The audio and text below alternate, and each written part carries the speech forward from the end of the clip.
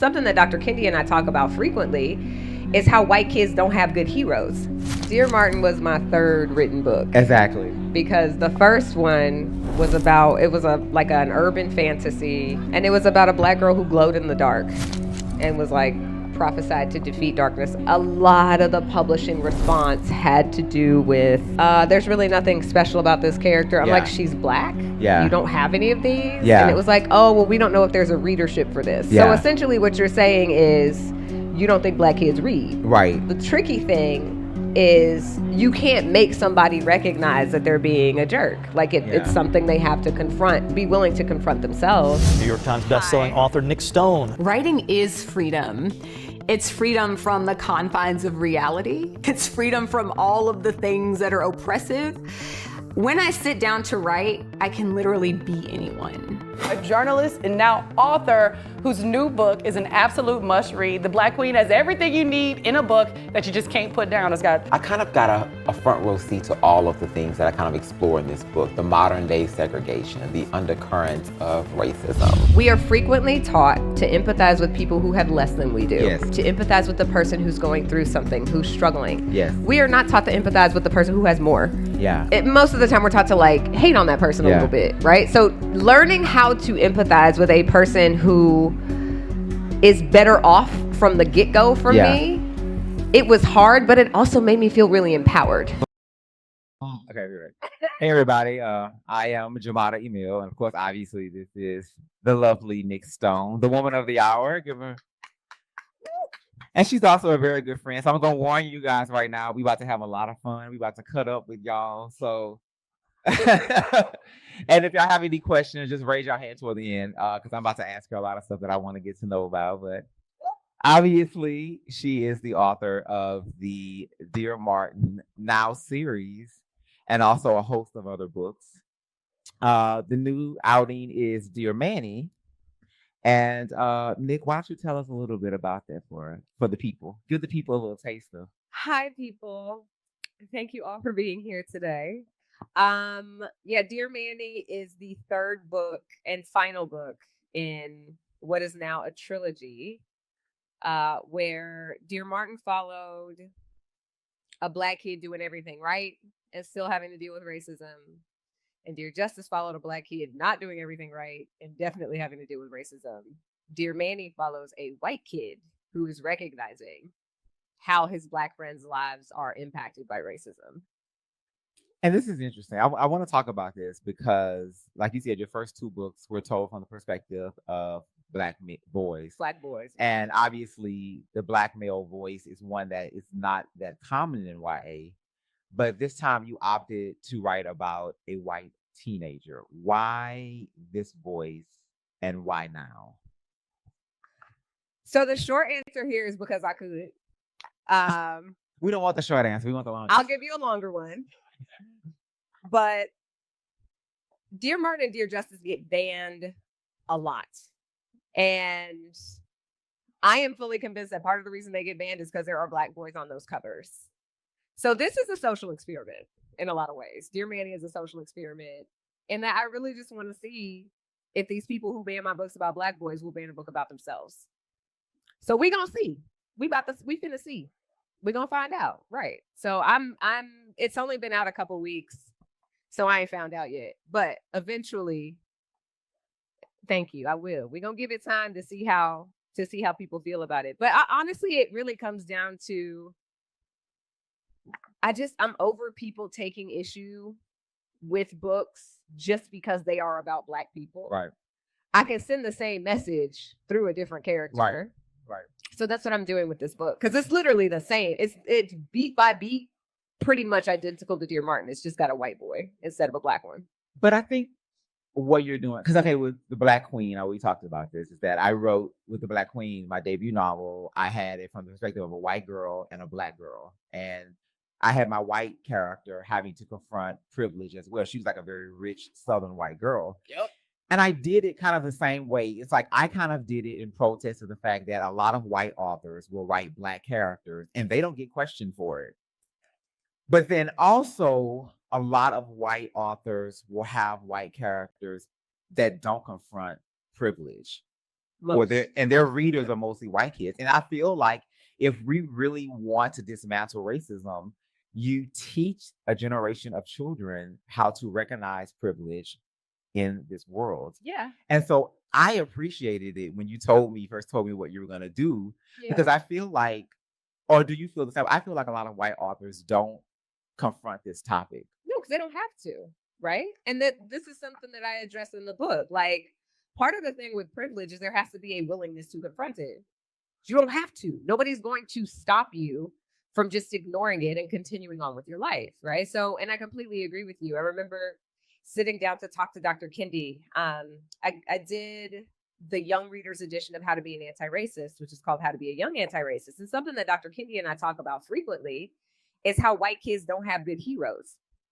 So, you know, you set up Thomas Jefferson as a hero and then be surprised when the white boy turned out to be a jerk. And it's like, what's the example, right? Like when we set there right now, the people who are, I should say the powers that be who are setting an example are not setting a good one. Right. And so trying to make sure that there is something else for the white children to latch on to. Right. Something that's a little more humane, characters that they can identify with, who want to do good in the world. Yes. And I had, it was tricky at times to write it, largely because I knew I was going to get that question a lot.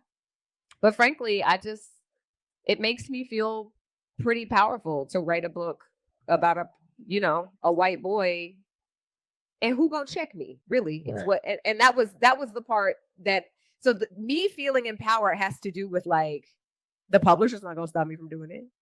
I'm gonna do what I want to do. And that feels good. Do you think that we are approaching a time when books that confront these kind of heavy topics in YA, people are kind of tired of it?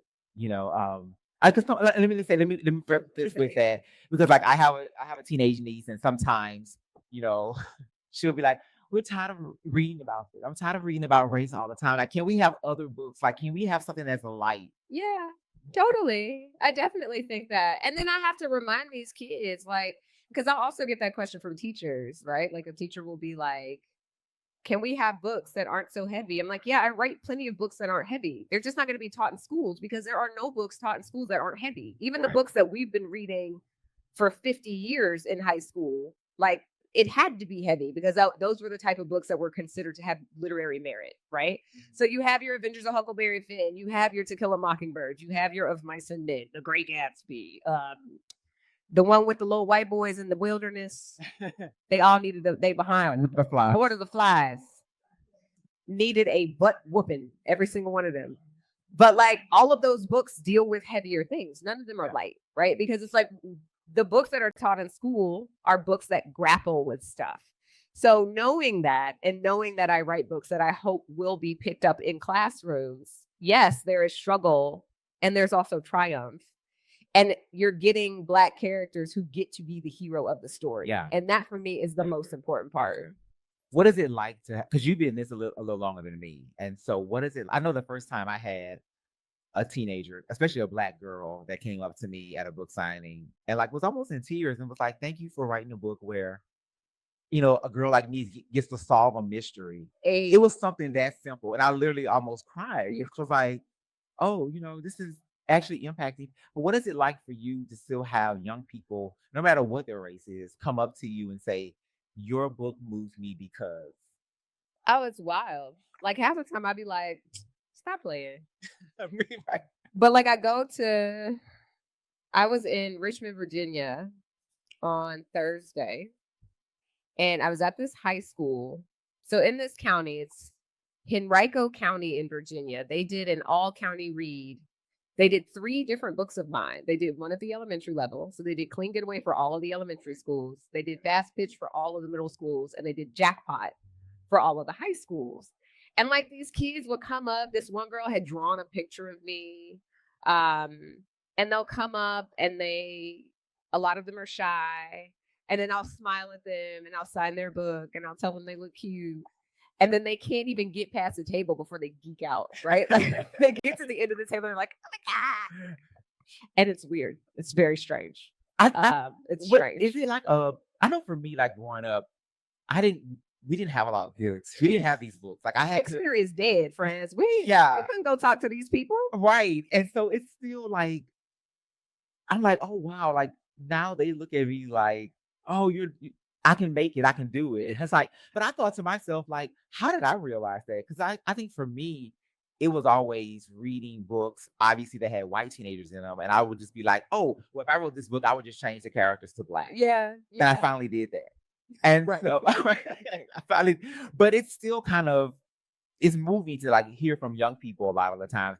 I guess it kind of reminds me why we do this. Yeah. Because so much of publishing, we get so much hate. Drag. It's a drag.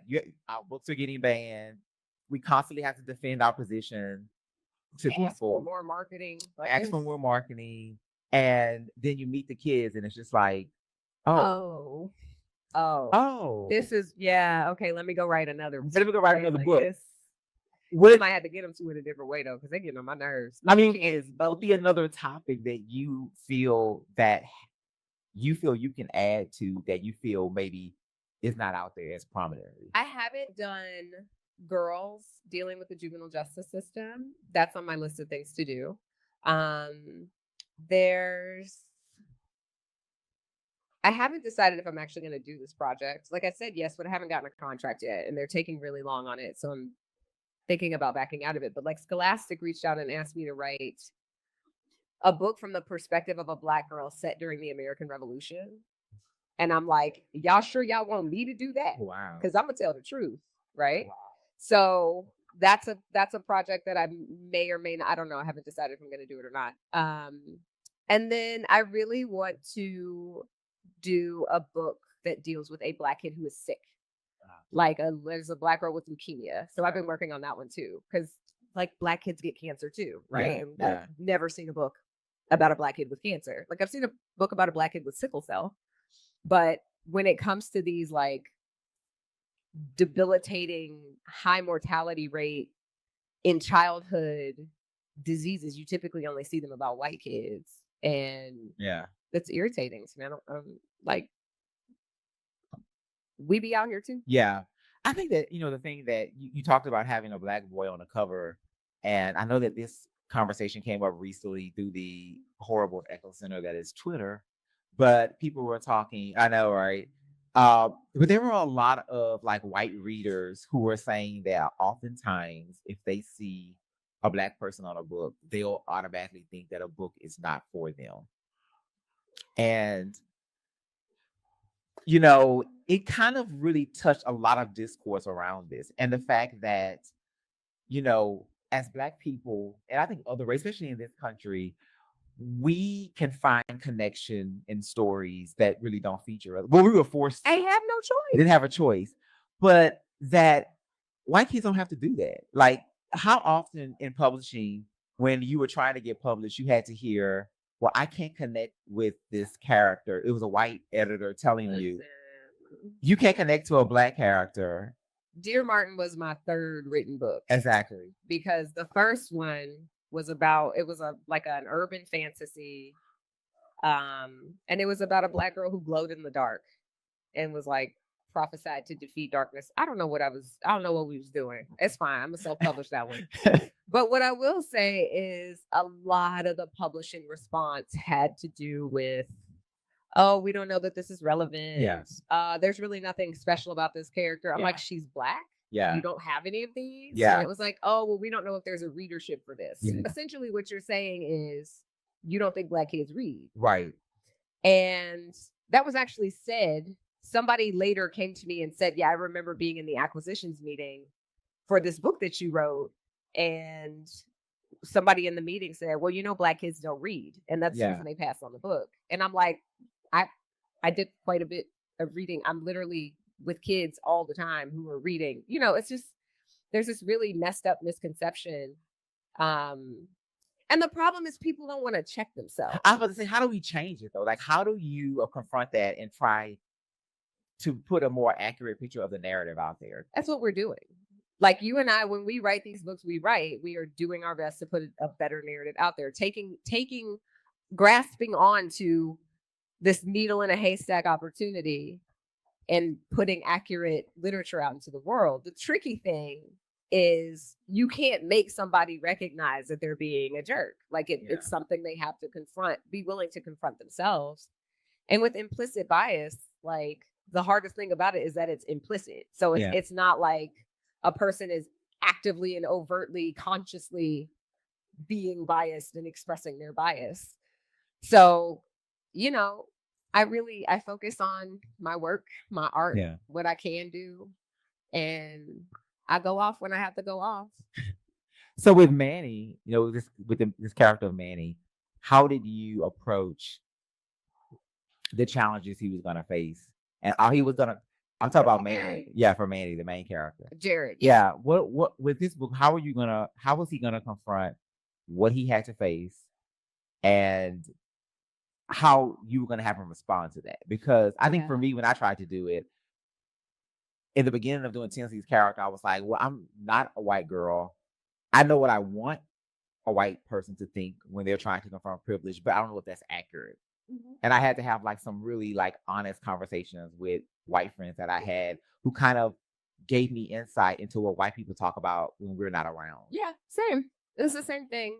And I mean, you know, his initial revelation of the fact, I should say his initial understanding of the fact that racism is real came on the heels of a tragedy. So he couldn't deny. Like when we start this book, Jared, the white boy, is at a point where he cannot deny that his life is different than the lives of his Black friends simply because they are Black. Like he cannot deny that. He's seen it with his own eyes one too many times. And so I just really leaned into that, and I leaned into recognition of his humanity. The one thing I will say about writing this book is that it forced me to confront my own sense of victimhood and to get rid of it, frankly. Because if I had tried to write this book from the perspective of a person who is a victim of oppression, it would not have rung true. So in a lot of ways, I had to think about my own areas of privilege and like, how do I use those to my advantage? Like, it pays to be cute, right? Genuinely. Like I think about, there was a night where I was driving to my partner's house, and I was sleepy, and I think I got a little too close to the center line, maybe once. And so I turned onto the street that the subdivision is on, and as soon as I turned into the subdivision, the lights went on, and I could see that there was a police officer behind me. I could tell. So the lights go on, and so I had to I fluffed my hair, made sure we. And the guy, I see him in the rear, like when I saw in the rear view who got out the car, I was like, oh, this is going to be a cakewalk. And he comes up to the window, and I roll the window down, and I was like, good evening, officer. Smile. And he's like, yo, you all right? You was drifting back there a little bit. What's in your cup? And I was like, oh, it's water. And I picked up my water because he saw me drink from my water bottle. And I was like, oh, it's just water. I was like, I'm a little sleepy, but I'm okay otherwise. He's like, are you sure? I was like, yeah. It's like, actually, I'm almost home. Do you think if you just follow me and make sure I get in the garage?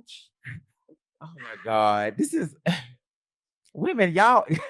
This is pretty privileged. Pretty privileged, I'm gonna say. And I use it. Yeah. And I use it. And but that's the thing that helped me to tap into this character, right? Like there are things, every single person on earth has an area in their life where they have an advantage over somebody else because of the way that the world is set up, right? So it took me recognizing the ways that I use my own to really connect with this white boy who has, it's a different type of privilege. He has significantly more privilege, but privilege is privilege when it comes down to it. Right. So when I was writing his character and actively empathizing, it was a little, I felt kind of gross sometimes. Yeah, I think too. It was, wow, but I can actually understand where you're coming. Because if I was in your position, would I be willing to just pick it all up? I had the same, It's a little task. Yeah, having to walk in somebody else's shoes, like you kind of, do you blame this person? Or even in my situation, I always felt like too, it's like if you have a white person who has never had to have friends that ever check them or unprivileged, Mhm. well, then why would they? Why would I? Why would I? Why would I? Look, I think that we are very well conditioned. Well, I won't say well. We are frequently taught to empathize with people who have less than we do, Yes. right? Yes. Who are not doing as well in life, to empathize with the person who's going through something, who's struggling. Yes. We are not taught to empathize with the person who has more, Yeah. who is doing better. Right. And most of the time we're taught to like hate on that person a little bit, right? So learning how to empathize with a person who is better off from the get-go for me, it was hard, but it also made me feel really empowered. Like while I was working on this book, I recognized like, yeah, okay, so he definitely has more privilege than me, but I also know rules that he doesn't know. Yeah. So there are going to be areas where the marginalized person, because we learn how to maneuver and how to navigate based on rules that are set by people who don't follow them. Yeah. So I can beat you using your own rules, right? So when I was working on this book, there were a lot of things I had to keep in mind, but oddly enough, it did make me feel, finishing it has made me feel even more settled in myself, like as a like queer Black woman. What are you most proud about with these 3 books now that you have this complete trilogy? Like what has changed for you now that you've completed them? They're out in the world. Than how or what you thought when you first started them? I mean, I'm definitely less afraid of some of the tougher conversations, because when Dear Martin first came out, I was petrified, because it was just like, I've written this book about this big topic that's been an issue since prior to the foundation of this country, right? Like the enslavement of peoples of African descent is very, very, very old, significantly older than the United States of America. So like diving into this topic on a book for teenagers, and it's my first book out the gate, that was nerve-wracking. But like, if I'm gonna do it, I'm gonna do it, you know, stand on it, 10 toes down. And you're a boy mom. We have to remember this. You're a boy mom. So you're writing, you're writing books for a world where your men who are Black. And that's why I wrote them. Yeah. I wanted my boys to have something that they could pick up and be like, oh, I recognize myself in this, which is different than the experience we had, right? Like I wanted my kids to have a different experience than the one that we had. And I love that now I can hand them book after book after book with them on the cover, with them in it as the hero. It's a beautiful, beautiful thing. Do they read your books? Yes. Well, they have to. They don't have a choice. And if they don't want to read them, we get in the car to go to school, and guess what's playing? Oh, I need to do that. My niece would not. They don't read my. She finally read it. She was like, "Oh, I finally read your book, Uncle." I'm like, "No, you're in my car, okay? So we're gonna listen to my audiobook." Do they understand who their mom is? Oh, they just like, no, you're just mom. I mean, sometimes. Do their friends geek out over you? Yes. Okay. And my older son hates it. The little one eats it up. Like so I have an 8-year-old and a 12-year-old, 7th grade, 3rd grade. The 7th grader does everything in his power to distance himself from me at school. And I mean, like, he'll see me at school, but with regard to like his sense of identity, his sense of himself, he resists things like writing, even though he's an incredible writer. He resists it because, well, you're a professional writer, so I don't want to really be trying to do what you do. The other one is like, he done given himself a pen name that's just like mine, write his own book. So I got like the little twin, and then I got the one, and the little one is the one who looks like me. So I got like a little mini twin who has also decided he write books now. I take him on tour, he signs all the books like he wrote them. And then, the other one is just like, no, thanks, Mom. I don't want to go to your event. And that's the one that didn't like I found Dear Martin. I found Dear Martin. My older son was in 5th grade when I found Dear Martin in his iPad case. He had a school iPad case. I found a book in there. I was like, I pulled it out, and he went. I was like, did you read this? And he was like, yeah. And I'm like, okay, it's not, you're not in trouble or anything. Why do you look like that? And he was like, well, I didn't really like it. I was like, all right, bro. Oh, it's fine. It's humbling. It pays your tuition. I don't care. Well, I know we have to wrap up pretty soon, but why don't you give the people a taste of what you have coming up next? Because you're going some different ventures. And, Oh yeah, we being grown now. yeah, we in grown folks business now. So let's go ahead and give them a little grown folks. Yeah, my next traditionally published work is for adults. It's for grown people. I was about to say it's not just adult, it's adult. It's for grown people. I'm from Atlanta. Atlanta is famous for two things: lemon pepper wings and black strip clubs. And you get both in this next work. And what genre are we gonna be in? It's a thriller. Okay, good. It's an adult Got it. thriller. Got it. Okay. It's called Boomtown. And it comes out October 14th. Yes. I'm sure I will be back. Yeah. And you can pre-order it now, can't you? You can pre-order. Yeah. it. So give the people the Boomtown by Nic Stone. Well, thank you for coming and hanging with us in New Orleans.